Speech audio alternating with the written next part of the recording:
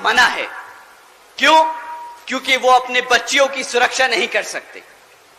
अब साथियों, जो ऐसी गाइडलाइंस, पॉलिसीज इशू करे, उसके राज्य में, उसके रहते हुए इस प्रदेश में कौन सी बेटी सुरक्षित होगी? आप अगर अपने बेटी बच्चों को सुरक्षित नहीं रख सकते तो आप क्या हमारे बूढ़े बुजुर्गों को सुरक्षित रखेंगे? साथियों, ये लोग गर्व करते हैं, इनको बहुत अच्छा लगता है जब इनको लोग बोलते हैं कि ये बुलडोजर की सरकार है। इन मूर्खों को पूछो कि अगर बुलडोजर की सरकार से चीजें टूटती हैं तो तुम्हें वहां सत्ता में बिठाने का काम इस जनता ने जो किया था, यहां पे इस प्रदेश को बनाने के लिए किया था, ना कि तोड़ने के लिए। इन लोगों में इतनी भी समझ नहीं कि बुलडोजर का सरकार का किताब लेके गर्व की बात नहीं, ये शर्मिंदगी की बात है कि जो तुम पे ये पूरी आवाम ये आरोप लगा रही है कि तुम बुलडोजर की सरकार हो। साथियों, इनकी फाइनेंशियल विजडम, इनकी अंडरस्टैंडिंग ऑफ फाइनेंशियल नॉलेज, ये कितने अच्छे हैं भारत के व्यापार में, ये मैं आपको एक और स्टेटस, एक फैक्ट के बारे में एक फैक्ट बताता हूं और उससे ज्यादा मैं उस पर कुछ नहीं कहूंगा।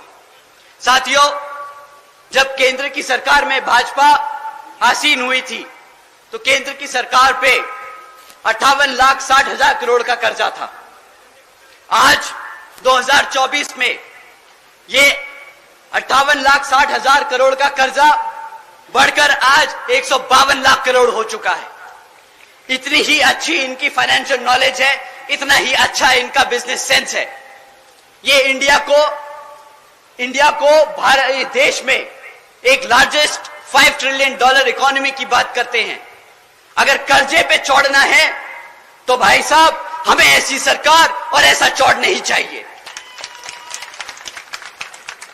हम चाहते हैं कि हमारे बच्चे को रोजगार मिले, हम चाहते हैं कि हमारा बच्चा हमारे घर में पैसा लेके आए और बोले कि मां, तेरे को बाहर सरकार के फ्री खाने, राशन की स्कीम पे जरूरत नहीं है, मैं तेरे लिए कमा सकता हूं। इन्होंने साथियों हर स्तर पे आपके साथ धोखा किया है और अब आपका समय आ गया है इनसे सवाल करने का कि भाई किस तरीके से तुम सरकार चलाते आए हो। अब समय आ गया है इनको इनकी हरकतों के लिए अकाउंटेबल होल्ड करने का। साथियों, ये लोग पिछले 10 साल से आपके साथ हैं, ये 10 साल से आप पे राज करते आए हैं और आज भी जब ये आपके बीच में आएंगे तो अगले 15 साल का सपना दिखाएंगे। ये अपना पिछले 10 साल का रिपोर्ट कार्ड नहीं देंगे आपको। साथियों, मैं बहन जी का गवर्नेंस मॉडल आपके सामने रखता हूं। हम 2007 में सत्ता में आए थे और हम 2012 तक सत्ता में थे, पर आज भी बहन जी के ऊपर से गाइडलाइंस है कि आप आगे आने वाले 5 साल के लिए क्या करेंगे वो नहीं बताएंगे। आपने पिछले 5 साल में क्या किया आप वो बताएंगे। जनता को पता होना चाहिए कि आपकी कार्यशैली कितनी मजबूत है, वो आपके भरोसे पे वोट दे, आपके काम पे वोट दे।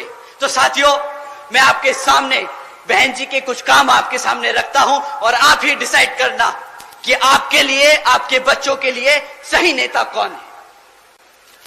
बहन जी के गवर्नेंस मॉडल के तहत साथियों, बसपा की सरकार ने महामाया गरीब बालिका आशीर्वाद योजना चलाई थी, जिसके तहत 3,25,000 बच्चियों को 1-1 लाख रुपए देने का बहन जी ने काम किया था। साथियों, बहन जी ने अपनी सरकार में 3,250 करोड़ रुपए अपनी बच्चियों को 1-1 लाख रुपए देने का काम किया जब वो पैदा हुई, ताकि जब वो 18 साल की हो तो उनको अपने माँ बाप या अपने किसी भाई बहन पे डिपेंड ना होना पड़े, वो अपने पैरों पर खड़ी हो सके। देश में पहली बार पैदा होते ही बच्ची 1 लखपति बनी थी बहन जी के शासनकाल में। साथियों, बहन जी के गवर्नेंस मॉडल के तहत बीएसपी की सरकार ने सावित्रीबाई फूले बालिका शिक्षा योजना चलाई थी, जिसके तहत 7 लाख से ज्यादा बच्चियों को 12वीं तक की शिक्षा फ्री में प्राप्त कराई गई। यहां पे बहन जी ने फ्री में राशन नहीं बांटा, यहां पे बहन जी ने फ्री में शिक्षा बांटी है। आप सब जानते होंगे बाबा साहब क्या कहते थे। बाबा साहब कहते थे, अगर कोई शिक्षा प्राप्त कर ले शिक्षा क्या होती है? शिक्षा शेरनी का दूध होता है जो एक बार पी ले तो सिर्फ दहाड़ता है और दहाड़ता ही रहता है। बहन जी ने अपने प्रदेश में हर एक बच्ची को एक शेरनी बनाने का काम किया। साथियों, इस स्कीम के दौरान बहन जी ने अपनी बच्चियों के लिए 600 करोड़ रुपए खर्चे थे।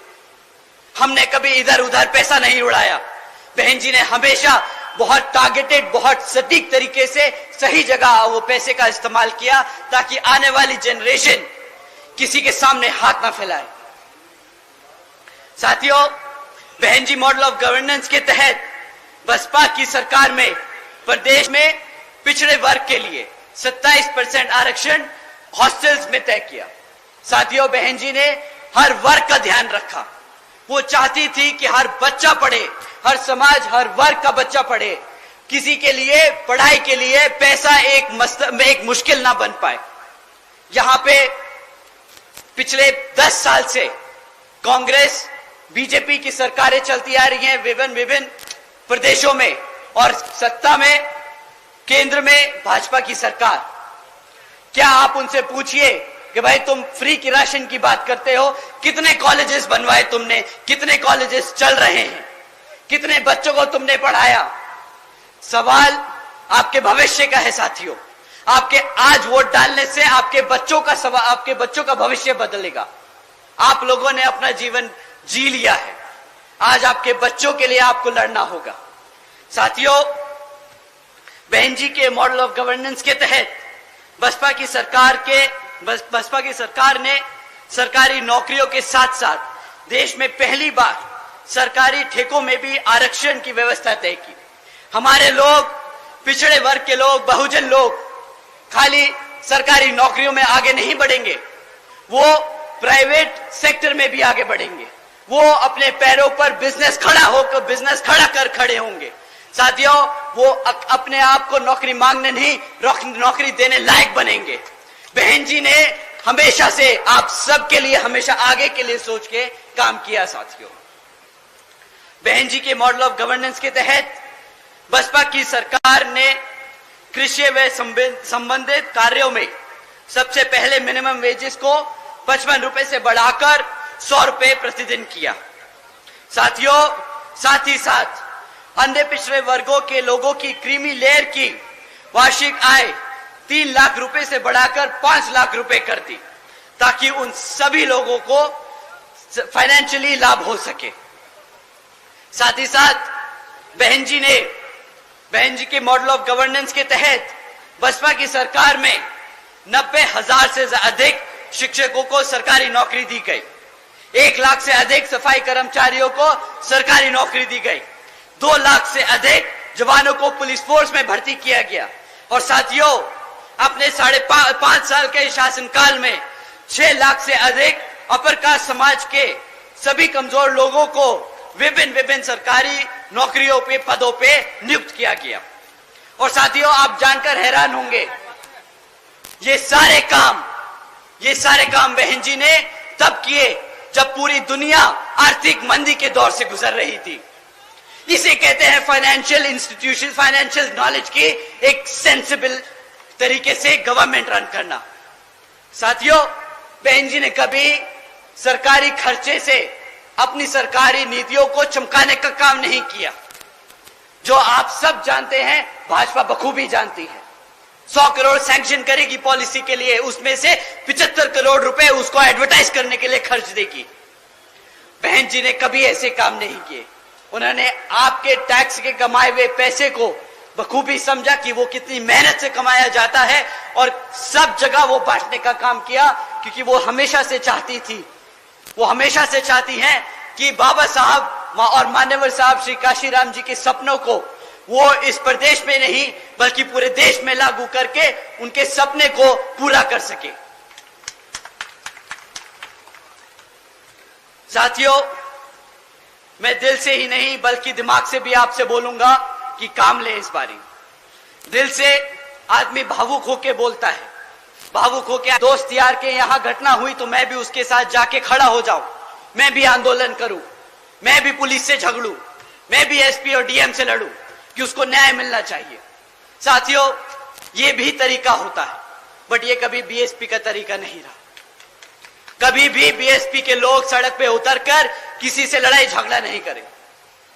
हमारे लोगों ने हमेशा सूझबूझ और दिमाग से काम लिया। बहन जी ने हमेशा समझाया कि साथियों, सड़क पे उतरकर झगड़ा कर कर आपको आपके लोगों के लिए न्याय नहीं मिलेगा। आपको अपने समाज के लोगों के बारे में और अपने समाज को जागरूक करके वोट डाल के अपने लोगों को तख्ता में बिठाकर उन लोगों के लिए न्याय मिलेगा। साथियों, पिछले कुछ सालों से आप लोगों के बीच में इन विरोधी पार्टियों ने किस्म किस्म के लोग छोड़ रखे। अब नाम लेके उनको बताना क्या, उनको हवा देने की कोई जरूरत नहीं, पर वो आप लोगों को कुछ इस तरीके से भटका रहे हैं, वो मैं काम आपके सामने रख देता हूं और आपको बोलता हूं कि आपसे विनती करता हूं कि उनके चक्करों में ना पड़े, क्योंकि एक बार आप उनके चक्करों में फंस गए तो फिर वहां से निकालना बहुत मुश्किल होगा। साथियों, यह आदमी अपने आप को मसीहा बताता है। यह आदमी कहता है कि मैं सड़क पे उतरूंगा अपने समाज के लिए, आंदोलन करता है, झगड़ता है, लड़ता है, हमारे युवा साथियों को लेके पहुंच जाता है। फिर क्या होता है, हमारे युवा साथियों पे मुकदमे होते हैं, और जैसे ही मुकदमे होते हैं वे बेचारे ढूंढते फिरते हैं कि भाई साहब हमें बचाओ।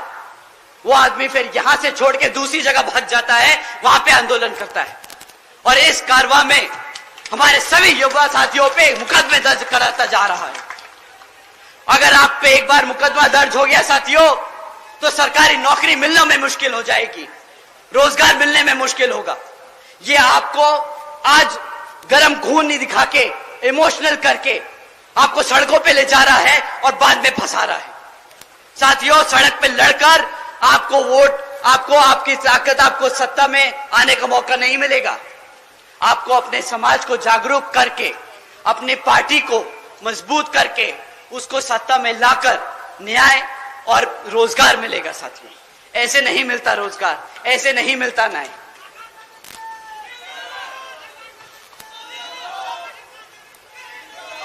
साथियों, अभी पिछले कुछ दिनों में इस व्यक्ति ने अपनी पूरी जी जान लगा दी कि वो इंडिया अलायंस में घुस जाए। किसी तरह अगर इंडिया अलायंस में घुस गए तो भाई अपनी एक सीट निकाल लेंगे। बेचारा घबराता है कि अपने आप लड़ना पड़ जाए तो जमानत जब्त हो जाएगी। परंतु साथियों, बेचारे की किस्मत इतनी खराब कि इंडिया अलायंस में होके भी बेचारा बेघर घूम रहा है। पूछ रहा है कि साला कोई एक सीट तो दे दे भाई। अब अपनी खुद की पार्टी से लड़ना पड़ रहा है। भाई साहब, आजकल जीतने के लिए क्या क्या नहीं कह रहे कि भाई बसपा का प्रत्याशी बहुत कमजोर है, वो लड़ नहीं पाएगा। हमारे प्रत्याशी जी से मैं एक बार रिक्वेस्ट करूंगा कि जरा सामने आए। आइए आप सर। अब बताइए साथियों, अगर हमारे प्रत्याशी आपको कमजोर लग रहे हैं, अगर आपको हमारे प्रत्याशी किसी भी तौर तरीके से लग रहे हैं कि वो आपके बीच में खड़े होकर आपके हकों के लिए नहीं लड़ सकते, तो साथियों आप यहां पे अपने हाथ ना उठाएं।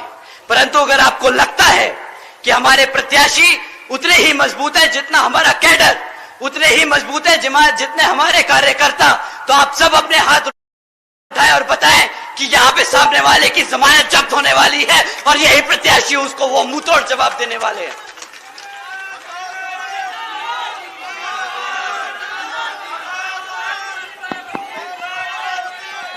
सुरेंद्र पाल, तुम आगे बढ़ो। सुरेंद्र पाल जी आगे बढ़ो। सुरेंद्र पाल जी आगे बढ़ो। साथियों, वो ऐसी ऐसी बेतुकी बातें करता है कि अब उसकी और बातें करेंगे तो हमारी बेइज्जती हो जाएगी, तो अब हम इससे आगे बढ़ते हैं। साथियों, जैसा कि आप जानते हैं कि अब लोकसभा आम चुनाव हो रहे हैं, तो ये किसी भी तरीके के हथकंडे अपनाएंगे, झूठी अफवाह फैलाएंगे। ये बेचारे नीला पटका पहन के आएंगे। अगर उनका नीला पटका फेल हो जाए तो पार्टी का नाम भी बदल लेंगे, हमारे संस्थापक का नाम रख लेंगे। परंतु आपको इनकी बातों में नहीं आना है। ये उतने ही बेकार हैं जितनी कांग्रेस और बीजेपी, जितनी सपा और आरजेडी। साथियों, आपको इन सब से बच के और संभल के रहना है। ये बहुत जरूरी है कि आप लोग अपने पार्टी के मूवमेंट को मजबूत करते चले और लोगों में आपके कार्यकर्ता, आपके प्रत्याशी के बारे में सही बातें आगे रखते रहें और सबको बताते रहें कि वो ये अफवाह फैलाते हैं, उनके बीच में ये अफवाह फैलाते हैं कि जी हाथी इसलिए नहीं चल पा रहा पिछले कुछ सालों से क्योंकि वो किताब के बोझ से दब चुका है। साथियों, ये किताब का बोझ का जो आरोप हमारे कार्यकर्ताओं के बीच में, ये अफवाह जो हमारे कार्यकर्ताओं के बीच में फैलाई जा रही है, इसको आज मैं सीधे हाथ आप लोगों के बीच में रख के इसको क्लियर करना चाहता हूं। साथियों, पिछले कुछ हफ्तों से इलेक्टोरल बॉन्ड्स के बारे में न्यूज चल रही है। क्या आप लोगों ने इलेक्टोरल बॉन्ड्स के बारे में खबर सुनी?